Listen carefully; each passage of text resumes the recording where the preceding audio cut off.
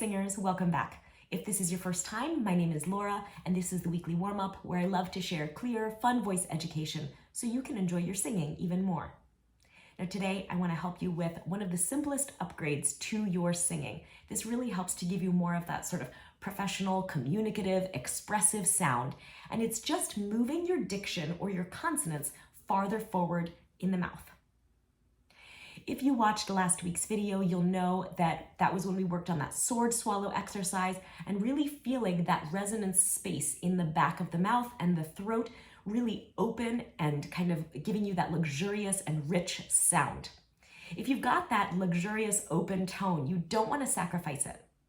Now, if you are a speaker of American English like I am, then you will know that a lot of our consonants tend to be pronounced by closing the back of the mouth.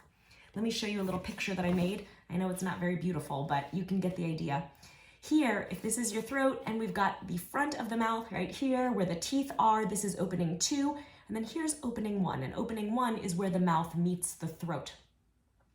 When we say a lot of our American consonants, things like G, K, and L, we tend to create either collapsing or full closure back here. And today I want to help you work on just moving those forward into the mouth so that we can activate them closer to opening 2 and also move all of our consonants like D, T, P, M, N, all of those nice and forward in the mouth as well. That way we can be really active and lively in opening 2 and open and loose, kind of released in opening 1. So we get diction, communication, and lots of resonance. So let's get right into it. Let's begin by looking at those most challenging consonants, things like G and K. Try those with me, and I want you to feel what in your mouth is closing and then opening to make those sounds. G, G, G, G. Try that with me. G, G, G, G. Can you feel how far back that is? Now how about K? That is way back. It feels like it's happening in my neck. So let's start with G, and I'm gonna start by pronouncing it just like I would in standard spoken American English, G, G, G, G, G, and I feel that contact with the tongue and the back of the throat way back down here. It almost feels like it's in my neck. And as I repeat over and over again, I'm gonna try to move that contact spot farther forward so that it's happening maybe higher up on the palate. I will not be able to get all the way up to making a G right in opening 2. It's just not anatomically possible, but you will be surprised at how far you can actually move it. So I'll demonstrate once.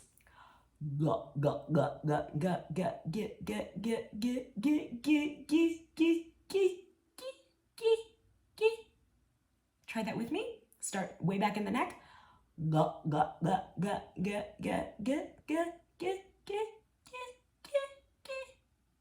Now, my pitch is naturally rising. It's just kind of a habit, but it's not necessary. It doesn't have anything to do with where you place that consonant. Let's do the same thing with K. You can just join me the first time here. We're gonna start with K, K, and get all the way to K, K, K.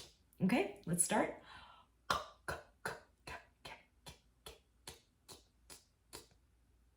So can you feel how far forward you can do that K sound? Let's see if we can do a G going back and forth. Back, forward, back, forward. Try that. G, G, G, G, G, G, G, G. Join me. G, G, G, G, G, G, G, G. Now with the K.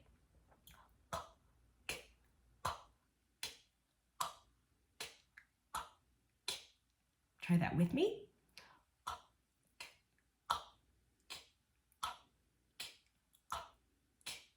Okay, so I hope that this has been really revealing and kind of fun for some of you. It's really interesting to find out all the things that we assume are just innate, but there are different ways that we can make these consonants.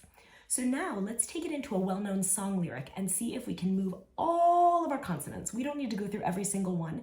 Many consonants naturally take place in that forward opening 2. Things like B, P, but there is one that's really tricky, L. And that one is actually made with a totally different part of the tongue. If we close the back opening, opening 1, we're making it with the back of the tongue. La, la, la, la, la. For a more classical Italianate sounding L, we want to just use the tip of the tongue.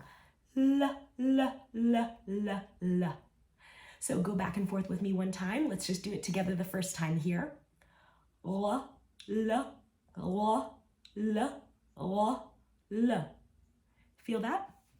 So let's try this with a well-known lyric. I'm going to use the opening of the Star-Spangled Banner. For those of you who are not in the US, my apologies, but you can use basically any sentence. So we'll start out and just watch that G on gleaming and move that G and L right forward. Gleaming, gleaming. What about can you see instead of can? So let's see what we can do here. Oh, say, can you see by the dawn's early light what so proudly we hailed at the twilight's last gleaming?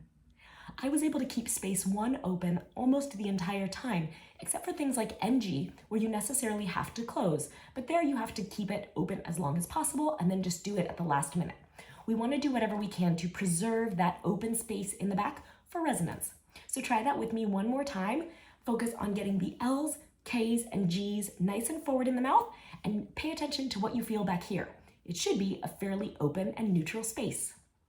Oh, say, can you see by the dawn's early light what so proudly we hailed at the twilight's last gleaming? I know that it's a challenge, but I hope that you're feeling that you really do have control over where you pronounce those sounds. Thank you for being with me today. I apologize that my voice is not 100%, but I promise I am recuperating and I will be back with you in full voice soon. In the meanwhile, thank you for practicing.